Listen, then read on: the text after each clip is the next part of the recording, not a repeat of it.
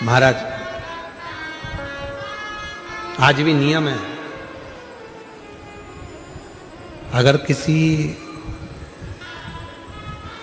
लड़का लड़की का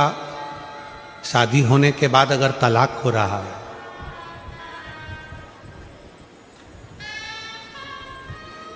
लड़की और लड़के का यदि तलाक हो रहा है और दोनों का अगर कहीं ना कहीं थोड़ा बहुत भी स्नेह है और उसमें से अगर दो में से कोई एक ने भी ठान लिया कि मुझे तलाक नहीं चाहिए, मेरी धर्मपत्नी के साथ मुझे रहना है, या पत्नी ने ठान लिया कि मुझे मेरे पति के साथ रहना है, मुझे तलाक नहीं चाहिए, और पति तलाक लेना चाहता है किसी परिस्त्री के चक्कर में, किसी दूसरे के कहने पर, परिवार के कहने पर, या लड़की तलाक लेना चाहती है किसी दूसरे के चक्कर में, किसी परिवार के कहने पर या किसी अन्य व्यक्ति के कहने पर, और वो नहीं चाहता कि तलाक हो, लड़की नहीं चाहती कि तलाक हो, तो आज भी एक नियम है महाराज जी, आप अगर कर देखेंगे आके, अगर कोई परिचित में अगर किसी का तलाक हो रहा है, छूट रहा है, संबंध खत्म हो रहा है, तो आज भी महाराज श्री हरि और हर इन दोनों का साझा कर कर यदि नंदी से लेकर भगवान शंकर के शिवलिंग तक, नंदी से लेकर भगवान शंकर के शिवलिंग तक एक मौली, मौली को आप लोग क्या कहते हैं गुजरात में? वो मौली जो हाथ में बांधते हैं उसको क्या बोलते हैं गुजरात में? नाड़ा, लच्छा,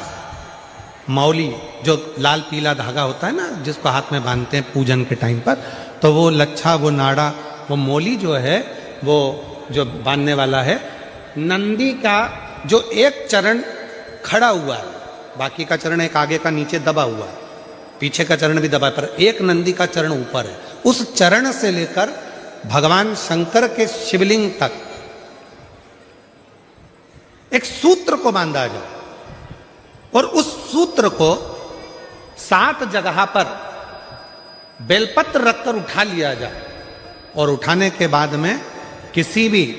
बेलपत्र के वृक्ष के नीचे वो 7 बेलपत्र समर्पित कर कर वो धागा लेकर 7 परिक्रमा अगर बेलपत्र की करी जाए और जिससे संबंध टूट रहा है उसी से वापिस प्रेम बढ़ाया जाए, तो वो स्मरण कर कर अगर 7 परिक्रमा उस धागे के साथ में कर कर हाथ में अगर बांधा जाए, तो कितना भी दम लगा ले कोई व्यक्ति तलाक हो ही नहीं सकता। स्नेह बढ़ेगा ही, प्रेम बढ़ेगा ही,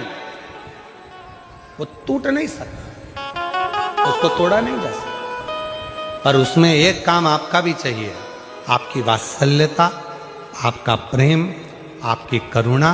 और आपकी अच्छी सोच, अच्छे विचार, ये सब तो होगा, और साथ में अच्छे विचार होंगे, अच्छी सोच होगी, अच्छी करुणा होगी, अच्छी वात्सल्यता होगी, अच्छा स्नेह होगा, अच्छा प्रेम होगा, अच्छा मन होगा, तो ही तो सब श्रेष्ठ होगा, तभी तो श्रेष्ठ होगा। स्नेह को बढ़ाए, प्रेम को बढ़ाए। शिव कथा कह रही है, आप लोगों को मालूम है कि नहीं मालूम वो हमको नहीं पता, पर जब किसी शिवलिंग की प्राण प्रतिष्ठा होती है और सामने जो नंदी बैठता है, उस नंदी से शिवलिंग तक एक सूत्र जमीन के अंदर दबाया जाता है, जिसको सोमसूत्र भी कहते हैं। एक सोने का तार, चांदी का तार या तांबे का तार या पीतल का तार नंदी से लेकर शंकर भगवान के शिवलिंग तक उसको स्थापना के समय पर भूमि में उसको दबा दिया जाता है, शिव से नंदी तक के बीच, शिव नंदी। कई लोग पूछते हैं गुरुजी इस तार का इतना महत्व क्यों होता है, क्या कारण होता है कि इस तार को दबाया जाता है, इस सोमसूत्र को लगाया जाता है, आखिर इसका इतना महत्व क्यों होता है, क्या कारण?